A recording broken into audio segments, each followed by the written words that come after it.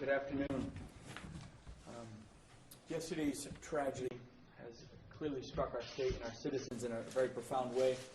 And first and foremost, I want to express our sincerest condolences to the victims and their families. I think it's clear to say words cannot express the grief that we all share in the loss of these 7 individuals. And adding to the tragedy in Randolph yesterday, let us not forget there was another double fatality on the roads in Canterbury, bringing a total of 9 fatalities on what was clearly quite a horrible day in our state. Following the accident, a team of state and local officials were immediately deployed. Everyone from our state police, the local fire and EMS, the Attorney General's office, the Department of Transportation, everyone came together, combined resources to tend to the victims and stabilize an incredibly tragic situation. Enough can't be said for the work that has been done in the first 24 hours. It was truly an immense effort with everybody coming together. Communication, adhering to the situation on the road, adhering to the victims and their families. It was quite an effort. And while the road may be reopened, we clearly have a lot of work to do. We have assured the support teams involved, including the investigators, the family advocates, that they'll have all the resources that they need to provide closure to this tragic event.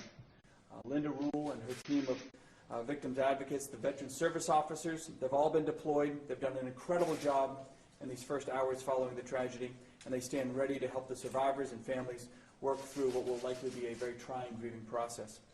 I'd like to close with a message to the press. I'd like to thank the press, obviously, for coming and being part of the messaging today, but I'd also ask that the press use compassion and restraint in their reporting. Please consider the sensitivity around the victims, their families, and their survivors. The families and friends of those affected truly deserve their privacy. Thank you again, and obviously we want to ask everyone to lend their prayers to the victims and families of the tragic event. I'll now turn it over to Colonel Wagner of the New Hampshire State Police. Colonel. Thank you, Governor. Good afternoon, everyone. My name is Chris Wagner. I am the Colonel of the New Hampshire State Police. This is a long night for our investigators. It will be a longer night, certainly, and forever these victims and their families will be remembering this day. This is really described by our investigators as one of the worst investigations they have ever completed. I had my most senior investigators out last night, and they had never seen the tragedy that they had saw last night. So with that, we offer our deepest condolences and sympathies to the families, to the victims and their friends and families at this time. I'll briefly go into just some very basic facts of what occurred last night. Last evening around 6:30, we had a 2016 Dodge 2500 pickup truck. Was towing a quality trailer, the trailer that hauls cars. It was traveling west on Route 2 in Randolph. The Dodge pickup truck struck numerous motorcycles traveling east on Route 2. There were approximately 10 motorcycles involved in the collision, and as a result of that collision, 7 people lost their lives. Additionally, there were 3 other people that were injured in this crash. One was med-flighted out of the state of New Hampshire, and the other 2 were transported to local hospitals. Very, very happy to report, certainly, that 2 of those that were transported locally have been released from the hospital and will be recovering from their injuries, and 1 still remains in the hospital. And certainly our thoughts and prayers are with that person and their family at this time. Make no mistake about this. This is, as I indicated, I opened it up. This is one of the worst tragic incidents that we have investigated here in the state. This was a mass casualty event with a number of people that were killed and injured here. This type of incident, being a mass casualty, requires an immediate response, really a collaborative effort from pretty much all of the resources that we have in my department, as well as all of the resources locally in this region. I would like to go through the list of agencies and organizations that assisted here last night and will continue to assist throughout this investigation. Bear with me with the list. So certainly my organization, the New Hampshire State Police, we had troopers from the Troop F Twin Mountain Barracks. Their entire leadership was on scene. We deployed our collision and accident reconstruction team. Last night we did deploy some recent new technology with the aerial unmanned vehicle, a drone, to oversee and canvass the scene to make sure we capture all of the evidence that was contained on the roadway. Peer counselors and many, many other people from the New Hampshire State Police, including the investigators, responded. The Coos County Attorney's Office, the Coos County Sheriff's Department, Randolph Police and the Fire Department, Gorham Fire and Emergency Services, Jefferson Fire Department, the Fast Squad, which was led by Chief Norm Brown, the Chief of Jefferson, Lancaster EMS, Berlin EMS, New Hampshire Fish and Game. From the Department of Safety, Homeland Security, Emergency Management, the Fire Marshal's Office, Fire Standards and Training, and EMS. We could not have done this without the help of the Department of Transportation. They support us in all these endeavors. As the governor indicated, this road was closed for approximately 12 hours, and we needed their resources on either end to divert traffic and to allow the investigators to spend the time that they need to, the quality time, making sure we get this investigation correct. So thank you to the Department of Transportation. Certainly, Jane Young and the Attorney General's office, we were speaking within minutes of this incident, and we really were coordinating from a higher level exactly what type of resource and what type of response that we would have to this, including the Office of the Chief Medical Examiner and the Victim Witness Advocates. The Victim Witness Advocates, as I indicated, the peer support team from the State Police, the victim advocates from the Attorney General's office, and the County Attorney's office. That cannot be understated, the significance of their support. They not only support first responders, but they spent a tremendous amount of support and will continue to support the families of the victims as they deal with this tragedy. So, hats off and much thanks to the peer support groups. This investigation is not over. This is really just in the beginning stages. It's going to be a very lengthy investigation, and I certainly would ask, as the governor also indicated, patience with this type of investigation. It's very important. We want to make sure we cover all the bases, spend the right amount of time with the investigation to make sure that we understand exactly what happened. So this will continue on for some time. So with that, all of those people that I just mentioned and in various stages will continue to work this investigation for some time. I want to thank them for their professionalism. I want to thank them for their dedication and commitment last night. No one wants to respond to a situation like that, but they know what they're doing. They know why they work, and they're supporting the public on that. And it's important to recognize their efforts. So thank you very much. At this time, I'd like to offer to the podium the Coos County Attorney, John McCall.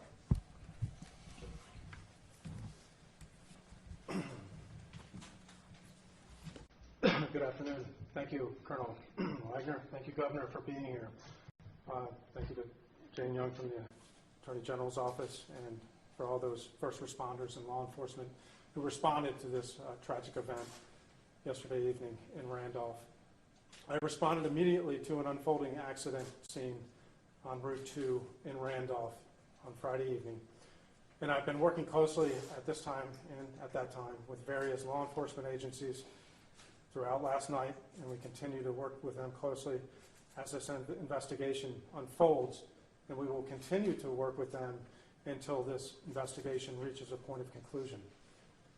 However, I want to remind everyone that this is a very complex accident scene involving numerous motorcycles, victims, and an operator of a pickup truck with an attached trailer. At this stage, there have been no arrests, but I will pursue every lead and investigative avenue available. To that end, I'm asking for the public's assistance in this matter. The vehicle located at the scene was a black 2016 Dodge 2500 pickup truck with an attached trailer. If anyone has videos, photographs, or any information about the accident scene or the vehicle prior to the collision, please contact the headquarters of the New Hampshire State Police at 271-3636. You may also contact Greg Doobie, who is the head of the Collision Analysis and Reconstruction Unit at the State Police. His email is greg.dube, D-U-B-E, @dos.nh.gov. Again, at this early stage of the investigation, there have been no arrests, but the driver of the pickup truck was identified as Vladimir Zhukovsky. He's a 23-year-old male and resides in West Springfield, Massachusetts. He was working for a company called Westfield Transportation, also out of Springfield, Massachusetts. He was the sole occupant of that pickup truck. The investigation encompasses Mr. Zhukovsky, his conduct, as well as the company that he worked for. Next, I would like to thank Mr. Bragg for being here and introduce Kenny Bragg from the National Transportation Safety Board. Thank you.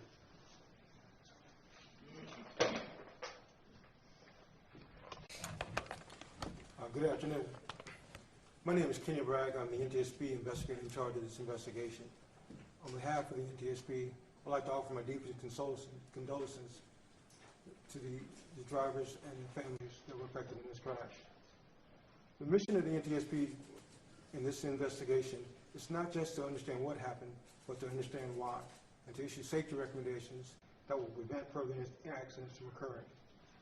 The NTSB has assembled a GO team consisting of investigators and support staff, and will likely remain on scene for about 5 days in the area.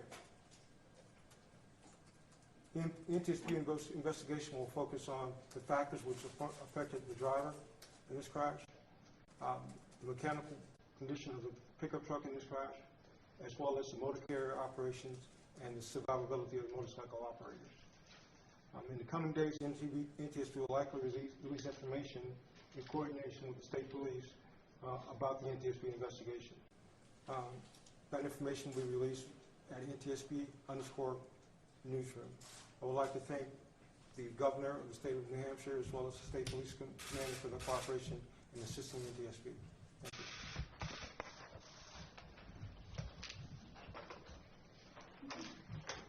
Good afternoon again.